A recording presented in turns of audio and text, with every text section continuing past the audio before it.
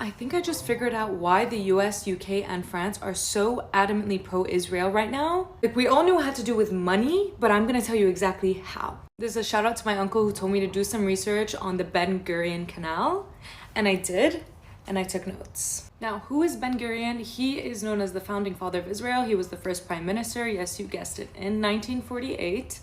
And this canal is a proposal to connect the Red Sea to the Mediterranean Sea through here, right?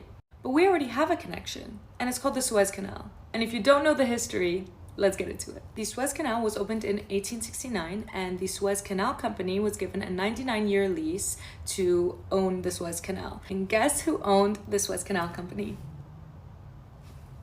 The French and the British. I think it's also important to note that the British Empire originally was opposed to building the canal because they thought it would directly threaten their economy, but instead they just decided let's benefit from it, bought 44% of the shares in 1875, so they were all good. Now in 1888, the maritime powers, Great Britain, Germany, Austria-Hungary, Spain, France, Italy, the Netherlands, Russia, and Turkey signed this thing called the Convention of Constantinople. What's important about this is it said that every single nation should be able to use the canal, whether at war, at peace. It cannot be denied access to anyone. In 1949, Egypt denied Israel access after the Nakba, after they did what they did. That was a huge deal. It was a big statement because of this. Now, in 1956, when the US was basically having a proxy war with the Soviet Union in that region, the Egyptian president at the time, Gamal Abdel Nasser, decided to nationalize the Suez Canal, so take it away from the British and French-owned company, essentially because the US reneged on a previous agreement to finance the Aswan Dam project that was for the Nile, getting water and electricity to the Egyptian population, etc., etc. This was a massive shift, a huge move in the region and globally. Probably why it was also used as a battleground in the 1967 Arab-Israeli War. Now, after the Arab-Israeli War and the Geneva Conference, etc., what you need to know is Israel and Egypt signed a peace treaty at Camp David, signed by Jimmy Carter. This is from a US government website, by the way. My sources are checked, tried, and trusted. And the US was given credit for orchestrating a peace treaty between these two countries. Again, why were they involved from the beginning? Who knows? The US has always been here. We're in 1979 now. Should all be cool. A peace treaty was signed. Like, everything is perfect. Suez Canal is open to everyone. Cool, great, right? Wrong. 16 years before this, and even before the Arab-Israeli War, the US Department of Energy and the Lawrence Livermore National Laboratory had been making a plan for something else. In 1963, they made a classified plan to help excavate the Negev desert hills with 520 nuclear bombs to help create a canal.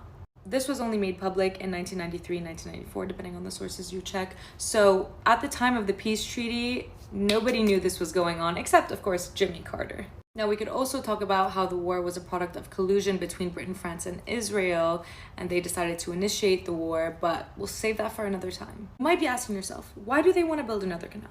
Like, we have the Suez Canal right here. Why do we need a canal through here? This is where the money comes in, baby.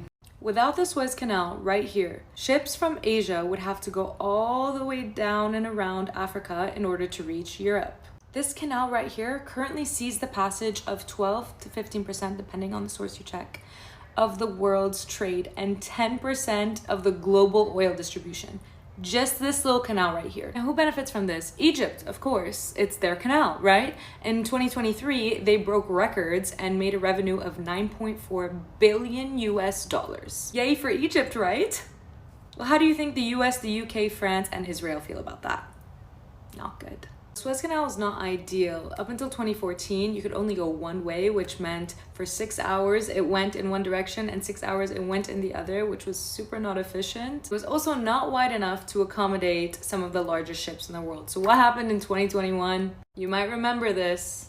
One of the world's biggest ships jammed the Suez Canal, leading to approximately $900 million of losses. The US was really not happy about this, and the Pentagon released a statement that this made it difficult for the movement of their military vessels, specifically to Israel, but not to worry, they had other ways. Now, when they're planning the Ben Gurion Canal, they're planning to have it 50 meters deep, which is 10 meters deeper than the Suez Canal, and 200 meters wide, which will facilitate the biggest ships in the world going in both directions. Not only that, but directly competing with the Suez Canal, Israel projects that it would make them an annual revenue of about $6 billion a year. Plus. And now for the interesting part. There's one feature about the Suez Canal that's also really inconvenient, and that's the fact that it's built on pretty sandy shores. Now, I'm not an engineer. Now, from what I read, sandy shores are pretty inconvenient for a canal. They constantly need maintenance. But where Israel wants to dish it out to the Mediterranean Sea, it's a rocky land texture, which is ideal for these conditions. Let's zoom into this. That's the Gaza Strip. How annoying is the placement of the Gaza Strip for them? They have to actually turn the canal around so that it avoids this piece of land. Do you see where I'm getting at? They don't want ships to have to do this entire round and add a little time and inconvenience to their journey and have such close proximity to Gaza. What if they just built it through Gaza? Oh no, wait, they don't want to do that. They don't want to help the Palestinian economy. What do you mean? That would defeat the entire purpose, wouldn't it? Unless they took that land. Yeah, that's what's going on. Israel wants to seize Gaza, annex the land, take it over so they can build their canal through it. And the US, the UK, and France are all for that because it's going to make them a lot of money at the cost of millions of lives destroyed. Unfreaking believable. Building this canal will not only redirect trade, but historically, Arab states used the Suez Canal to put pressure on Israel. So it will not only increase Israel's geopolitical standing, but it'll also become a strategic asset for diplomatic negotiations for Israel and take away the most powerful thing the Arab states had against the US, UK, France, and Israel to keep them in line. And there you have it. That's the reason.